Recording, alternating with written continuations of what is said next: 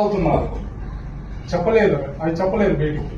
అలాంటి పర్సన్స్ మన దగ్గర ఉన్నటువంటి మన దగ్గర చిన్న ప్రోడక్ట్ ఏదైతే మన దగ్గర ప్రిఫరెన్స్ సోప్ ఏదైతే ఉందో వాళ్ళకి ఆ ప్రోడక్ట్ తీసుకొని బలవంతంగా యూజ్ చేశారు. ఆ ప్రోడక్ట్ వాళ్ళ మిస్సెస్ మొత్తం బాడీ అంతా మొత్తం బాడీ అంతా పొడలు, చిన్న చిన్న దద్దుల్లాగా అవి బలికితే బ్లడ్ వస్తుంది, ప్లస్ రస్సి కారుతుంది, సీమ్ రెండు కారేది.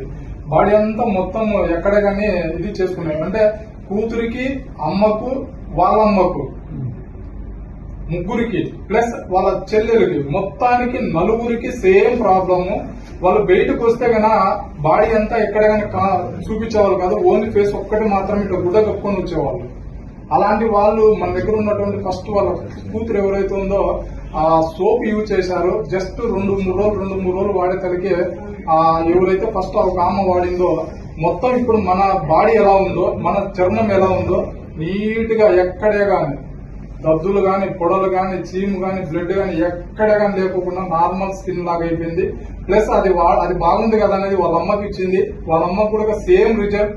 వాళ్ళ అమ్మకి ఇచ్చింది కదా వాళ్ళ జేకి ఇచ్చింది. వాళ్ళ జేయ కూడా మొత్తం ఇంత లాగా ఉండేటువంటి ఫేస్ ఎక్కడ కానీ కనపరాకుండా. అలాగా మన దగ్గర ఉన్నటువంటి ప్రోడక్ట్ చిన్న సోపే మన దగ్గర ఉన్న చిన్న ప్రోడక్ట్ సోపే ఎంత మంచి రిజల్ట్ ఇస్తారని ఒకసారి చూడండి, అర్థమవుతుందా? ప్రోడక్ట్ ను ఎవరే కానీ తక్కువ అంచనా చేసుకుని ఇది సోపే కదా అది ఇది అనుకోకుండా ప్రతి ఒక్కరికి షేర్ చేసే విధంగా ట్రై చేయండి, ఓకేనా?